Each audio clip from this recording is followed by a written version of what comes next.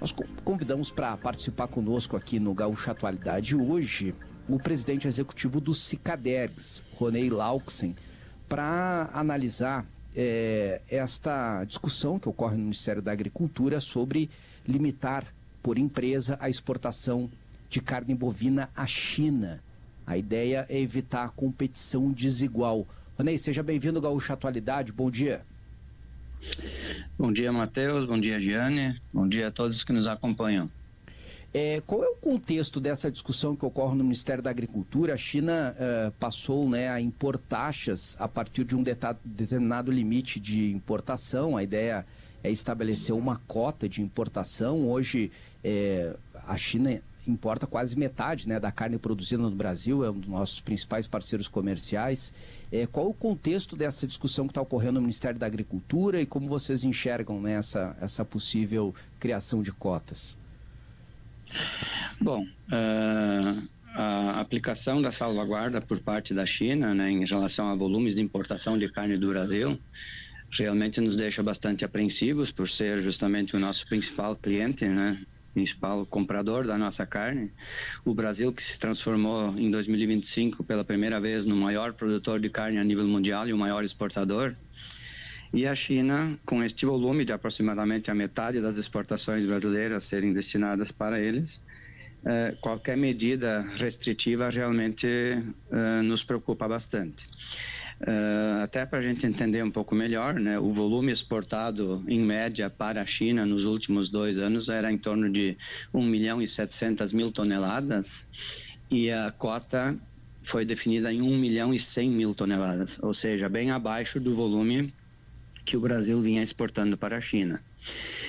E então se tinha uma estimativa de que o problema começaria a surgir efetivamente no segundo semestre do ano, porque a cota de 1.100.000 toneladas sem a tarifa adicional poderia mais ou menos vigorar até lá pela média das exportações, mas tivemos alguns problemas nesse meio tempo aí, na conta matemática aí, que em 31 de dezembro de 2025 se estimava que tinham já 400 mil toneladas, 400 mil toneladas, quer dizer, em trânsito, ou já produzidas nas indústrias, ou já no porto para embarcar, ou então no mar viajando, ou chegando lá. Então já uma grande parcela desta cota estaria comprometida com o volume que já tinha sido enviado, produzido e enviado.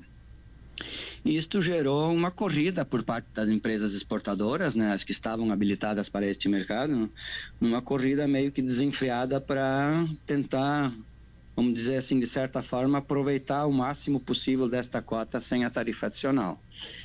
E isto tinha uma tendência de criar um descontrole dentro da cadeia produtiva, essa corrida então poderia criar uma desorganização, inclusive tendo reflexos nos demais mercados, principalmente o mercado interno.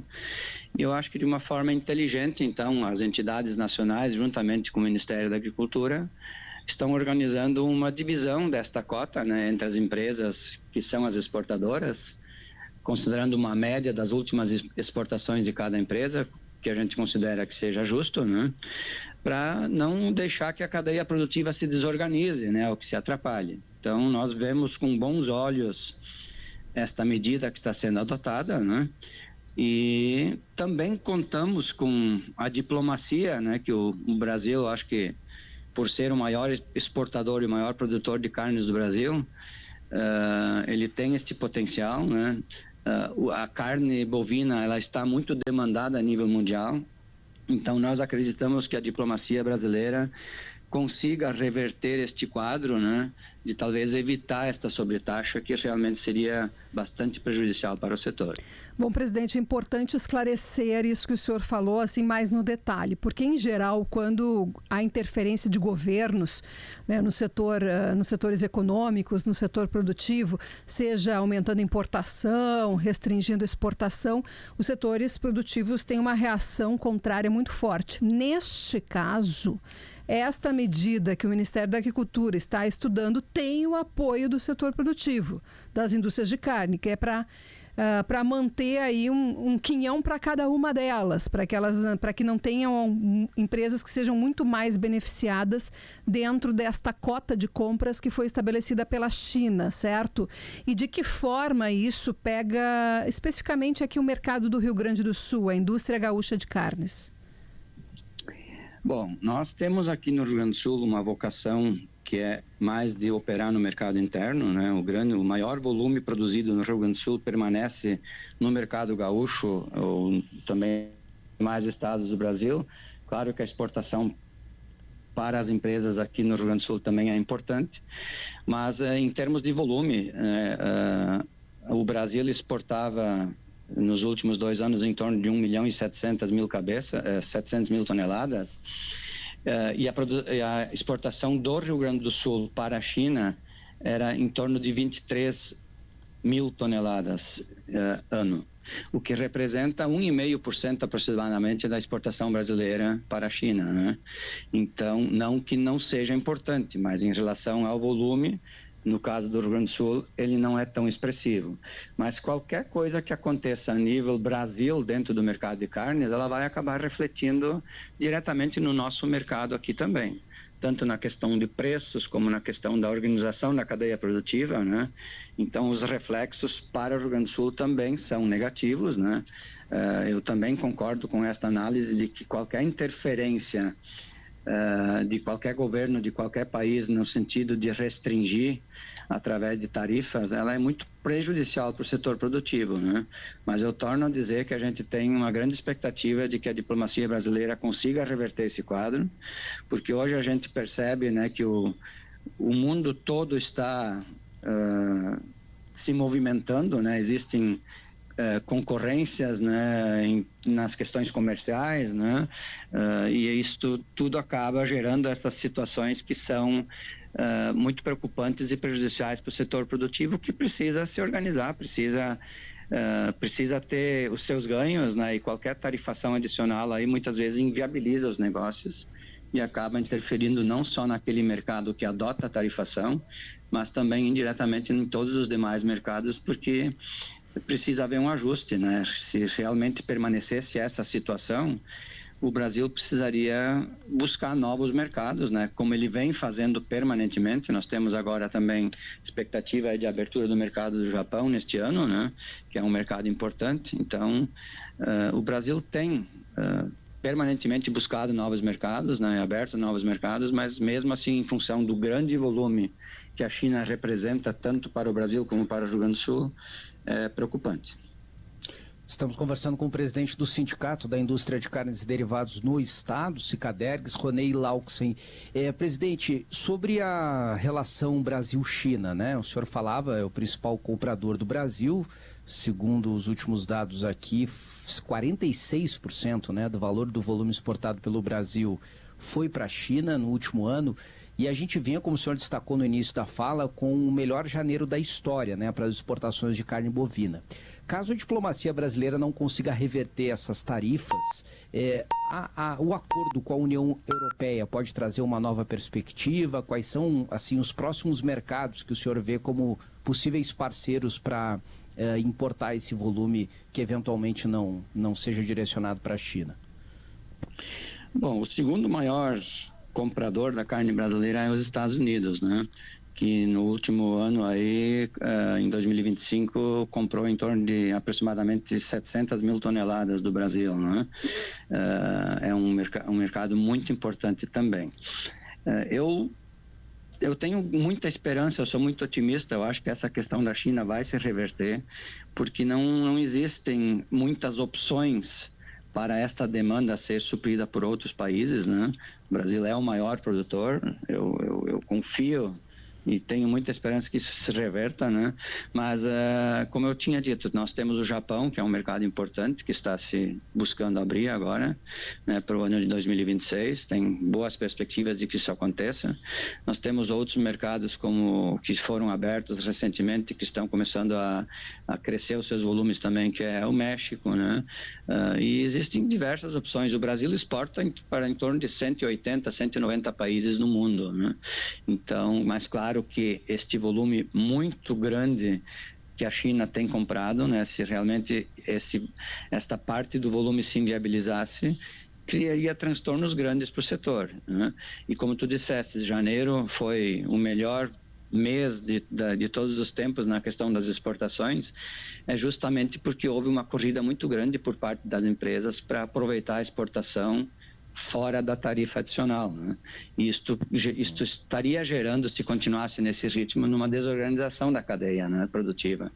Então, acho que essa medida que está sendo adotada entre as empresas e o próprio Ministério, ela vem muito bem para não gerar essa desorganização. Pessoal aqui perguntando sobre os preços, presidente, os preços para o consumidor, né? O consumidor brasileiro, mas principalmente aqui o nosso público consumidor do Rio Grande do Sul. E até costuma-se ter aquela ideia de que quando se exporta menos, cai o preço para o consumidor aqui. O que eu escuto em geral do setor produtivo é que isso acaba depois inibindo a produção, né? Seja de carne ou de qualquer outro produto. Esta questão de menos exportação, menor preço para o mercado interno, ela pode ser uma situação até imediata e momentânea, mas ela é artificial, ela acaba desorganizando a cadeia, muitas vezes eliminando margens também que qualquer setor produtivo necessita para se manter ativo e firme, né? Então a própria indústria, se ela se mantiver forte, né, tanto para o produtor rural, que é o pecuarista, como para a indústria e no final o nosso consumidor, uma indústria com estabilidade, se mantendo forte, ela tem muito mais possibilidade de manter um preço justo, razoável, né, que esteja ao alcance também do consumidor brasileiro, que a gente sabe que enfrenta suas dificuldades em função, talvez, do nível de renda que o brasileiro possui, né? Porque a gente sabe que a carne brasileira é a carne também praticamente a mais barata produzida no mundo, né? Então nós temos outros fatores que acabam inibindo talvez o consumo no mercado interno, que é justamente talvez a baixa renda do consumidor, né? Mas qualquer ameaça, qualquer mudança, qualquer interferência, né, ou desorganização de uma cadeia produtiva, ela pode sim interferir em preços, né, tanto na baixa como na alta, né, mas o ideal seria que o setor realmente se mantivesse forte, com uma certa estabilidade, né, continuar produzindo. O Brasil tem essa capacidade, essa vocação, né, da produção de carnes, e se o setor se mantiver estável, a tendência de manter preços razoáveis e justos, ela é mais provável, né?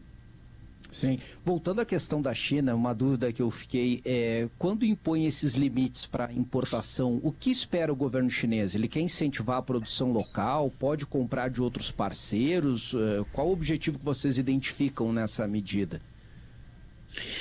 Bom, a princípio o que foi anunciado pela própria China é que eles estariam tomando essas medidas para proteger a produção interna, né? Esse sempre é o primeiro motivo, normalmente, de qualquer sobretaxa aplicada, né? Assim como aconteceu em outros momentos já, né? Até porque normalmente todas as exportações têm alguma taxa base já, como é o caso da China, né? A taxa que vinha vigorando até então era de 12%, né? Que é uma forma que os países adotam, né, para tentar proteger um pouco a sua produção interna, né? Manter viáveis também os seus produtores, que eu acho que é legítimo, né? Agora, essa tarifa adicional de mais 55% aí torna os negócios praticamente inviáveis, né? Mas o primeiro motivo e o principal sempre é, sim, para proteger a produção interna. Quais são os cortes que a China compra aqui do Brasil? Olha, normalmente são praticamente todos os cortes, né? Inclusive os subprodutos, né? As miudezas também, as vísceras, né? E outros produtos também são adquiridos, é praticamente a totalidade dos produtos resultantes do abate de um bovino, né? Chega a ser mercado, presidente, de algum corte que não teria um outro local para enviar, um outro público consumidor?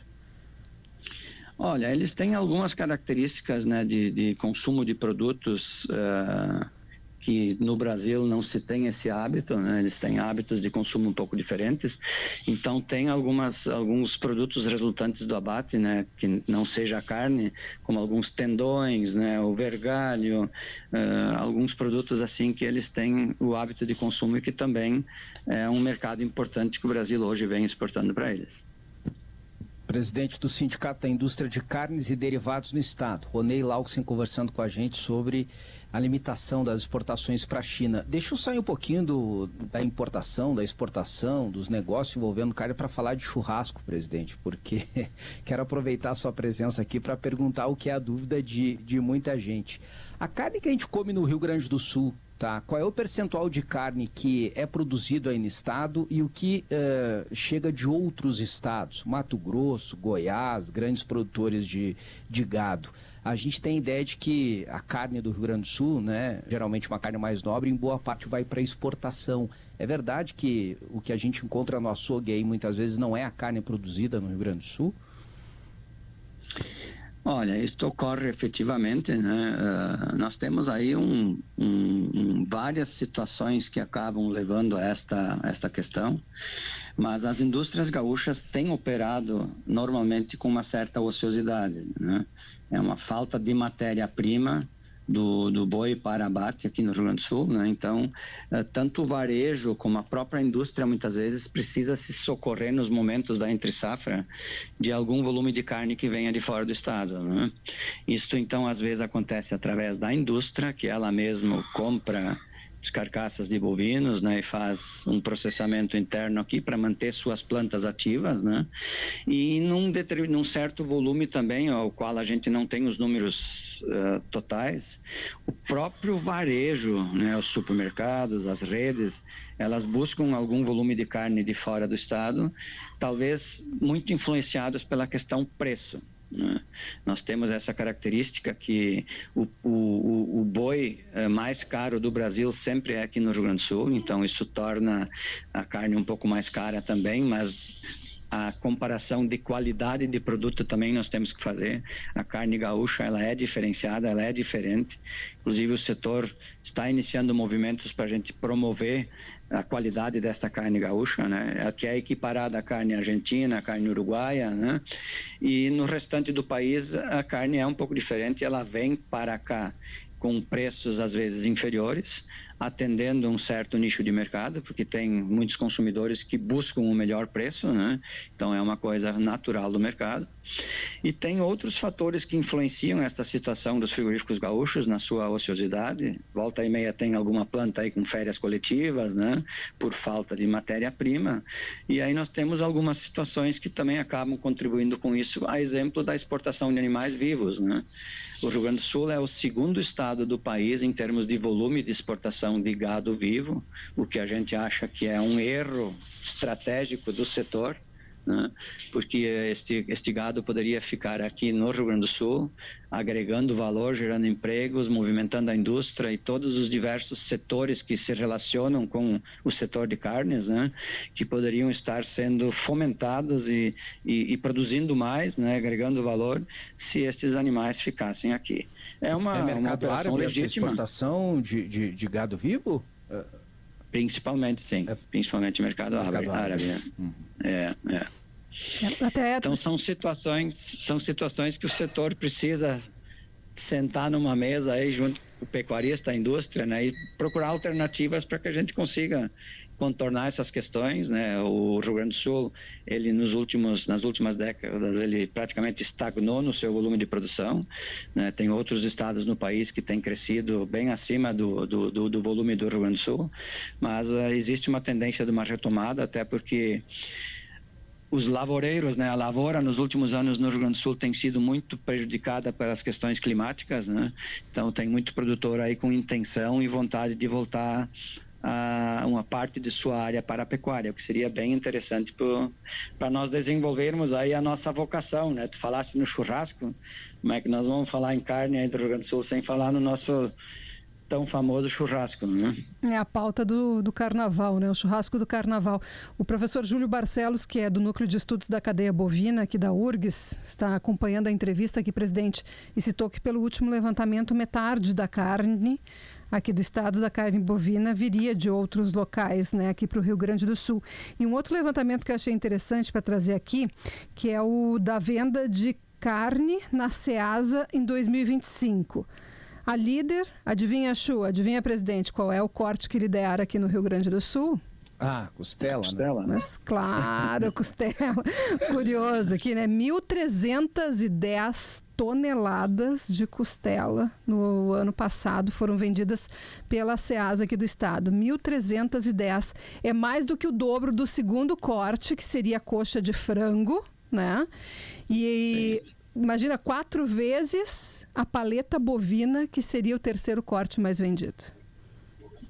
Não adianta, a nossa costela ainda é aquele corte tradicional do churrasco que poucos gaúchos dispensam no seu cardápio, né? E agora ainda tem os cortes diferenciados de costela, né? Que tem a fininha, tem a grossa, depende do estilo do churrasco de cada gaúcho. Exatamente. A gente tem percebido que os hábitos de consumo também têm alterado, né, nas últimas décadas, tem evoluído, né, tem se buscado alternativas, né. Em outras épocas, a entrada de costela de outros estados para o Rio Grande do Sul era em volumes bem superiores, né.